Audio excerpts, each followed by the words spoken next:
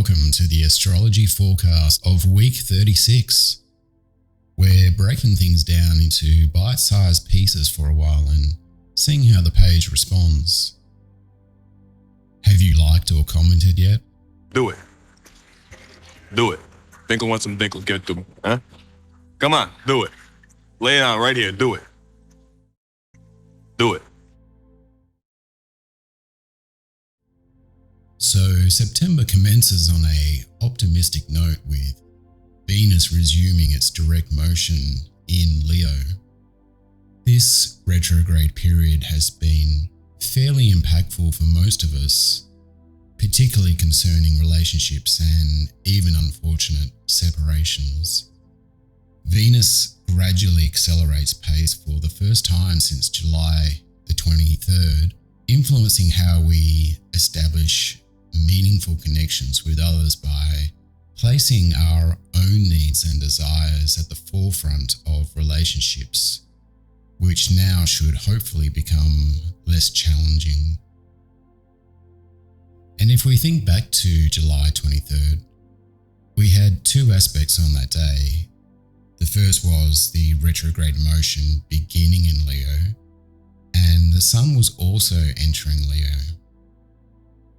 Now, at that time, when Venus was going retrograde in Leo, it signified a period of reflection and reassessment in matters of relationships and personal values. And of course, again, in particular, those past loves.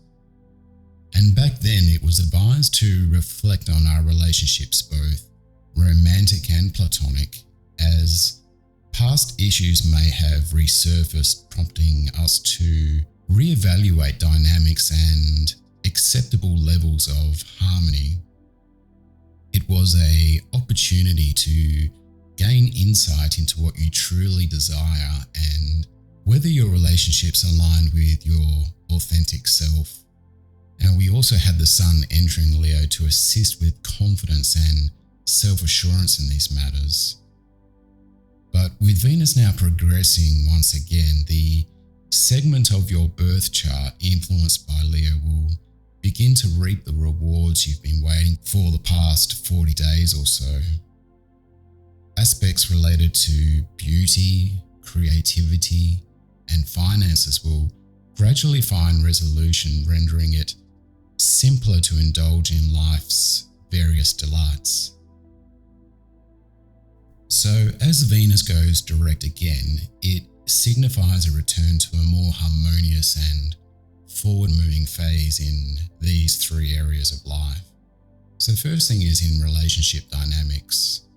Relationship outcomes depend not only on the specific qualities of each partner, but also the unique patterns that emerge when our partner's qualities intersect with our own.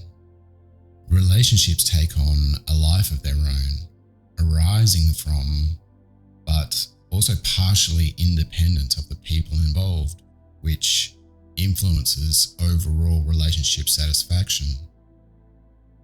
So the next area in life is self-love and self-expression. Venus direct in Leo encourages us to embrace uniqueness and express oneself authentically. You are born with an endless sea of potential, and you have it now, and you will have it till the day you die. Just like when we cannot create or destroy energy, we can only explore or hide its potential. And the third area of life is in romantic matters. When people make a commitment to a relationship, they are seeing things differently and behave correspondingly, including the belief that their relationship is superior to others. We downplay or forego romantic options outside of our relationships. We give things up for the relationship, and we let go of grudges more easily after an offense from our partner.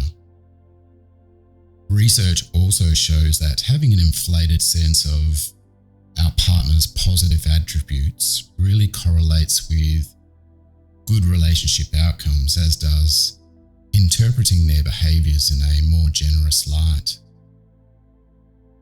So if there were any misunderstandings or challenges in your romantic life during the retrograde phase, Venus going direct can bring clarity and a renewed sense of romance. This is a really good time to plan romantic outings or gestures to your loved ones.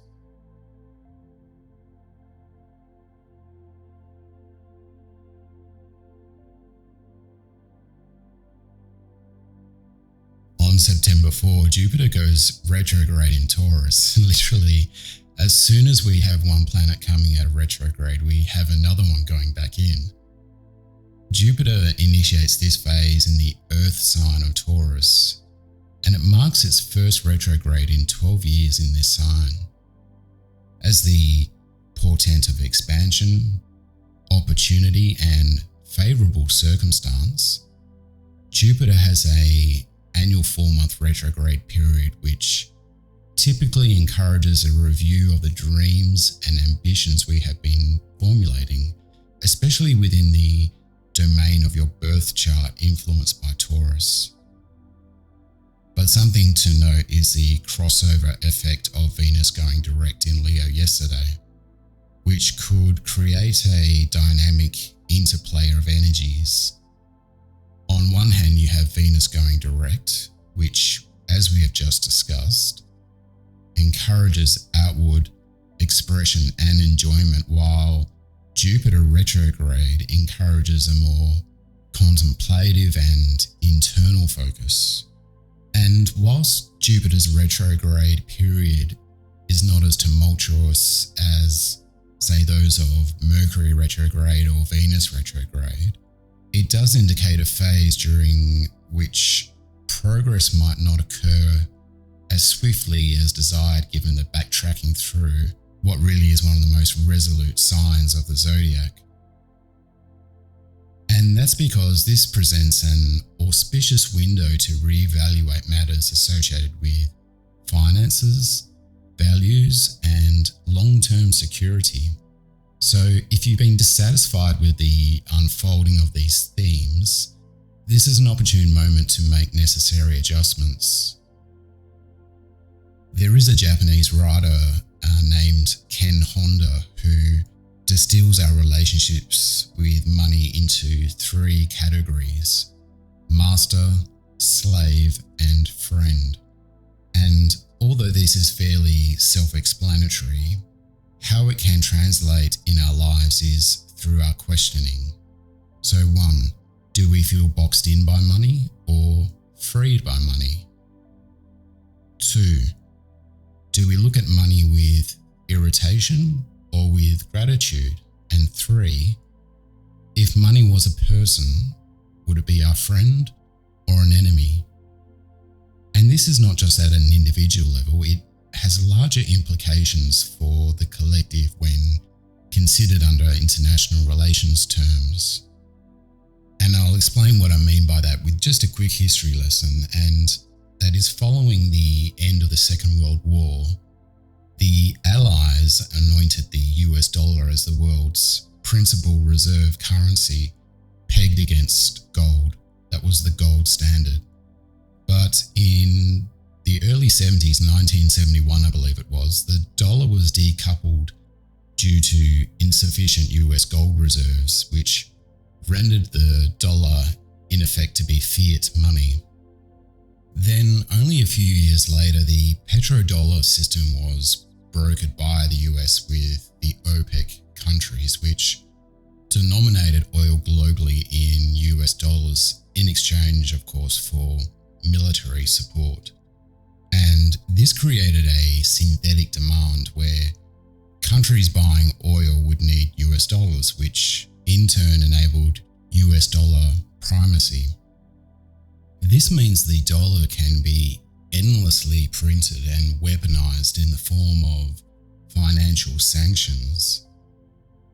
So the question we ask ourselves as the collective is, how do we look at money now with Jupiter going retrograde in Taurus?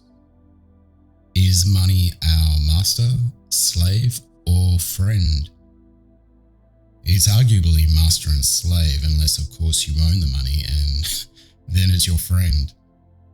So BRICS nations now account for more than 40% of the world's population and have an aggregated GDP of 31%, which surpasses the G7 GDP of 30%.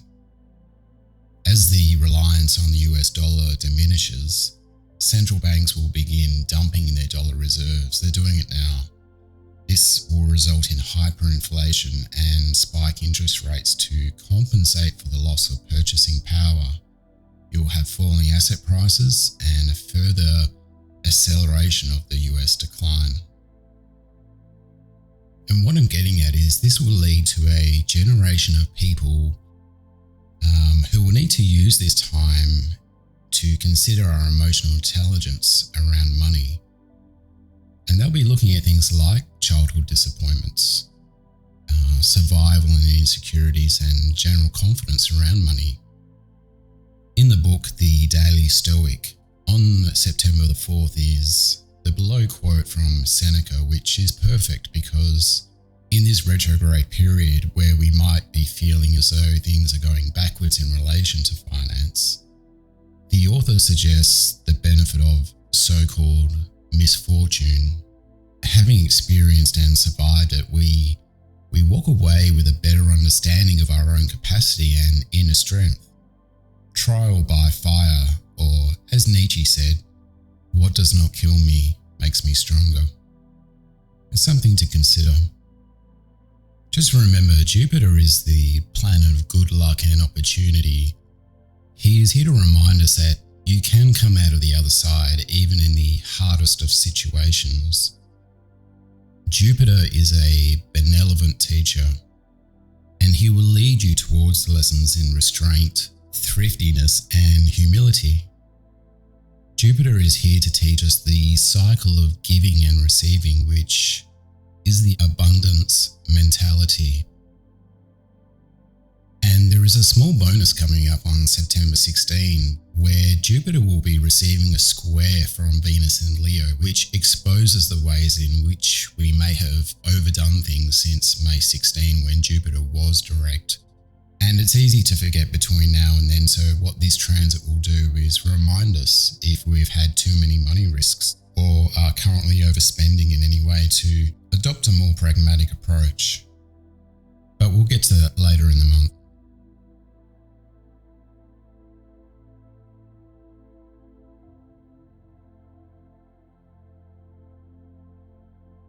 On September 6th, there are actually two aspects, and we'll just concentrate on the first one, which is the Sun in Virgo conjunct Mercury in Virgo.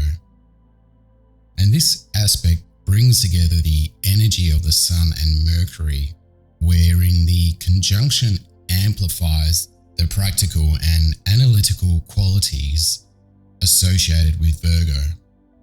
These qualities manifest through attention to detail, organization, and analytical thinking, plus a desire for perfectionism, which is amplified through the Sun and Mercury.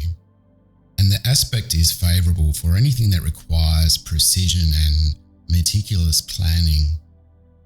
We feel as though we can easily solve problems through seemingly self-organized thoughts, which, much to our surprise, will flow naturally through a methodical approach to work and daily routines. With Mercury being the ruling planet of Virgo, this conjunction can actually enhance our ability to communicate ideas and thoughts in a clear and precise way. However, with Virgo's need for perfection, details can sometimes lead to overthinking or excessive criticism. It's important to balance outflow of precision with a sense of flexibility so as not to get bogged down by minor imperfections. And this is where the second aspect, which is the last quarter moon in Gemini, comes into play, as it's a phase of the lunar cycle that represents a time of reassessment and release, particularly for those who have been evaluating progress made since the new moon, and generally considering what needs to be adjusted or let go of before the upcoming new moon. So this last quarter moon in Gemini practically coincides with a conjunction and amplifies the analytical and communicative energies of both aspects. The influence of Gemini adds the supportive element of versatility and adaptability to the mix. And this prompts us to consider multiple perspectives or points of view and explore different options when refining plans and projects. In essence, the last quarter moon could bring a reflective and flexible quality that we're looking for to the already detailed and analytical Sun-Mercury conjunction in Virgo. Just one thing to remember is the moon in this phase is associated with a waning energy. All in all, it's a supportive combination if you can just see through the mix. So assess your progress, make necessary adjustments, and communicate your insights effectively as you prepare for the next lunar cycle. So that brings us to the end of week 36. I hope you've enjoyed this new format, and new work is coming soon, I promise. Like and subscribe. Come on, do it. Cheers.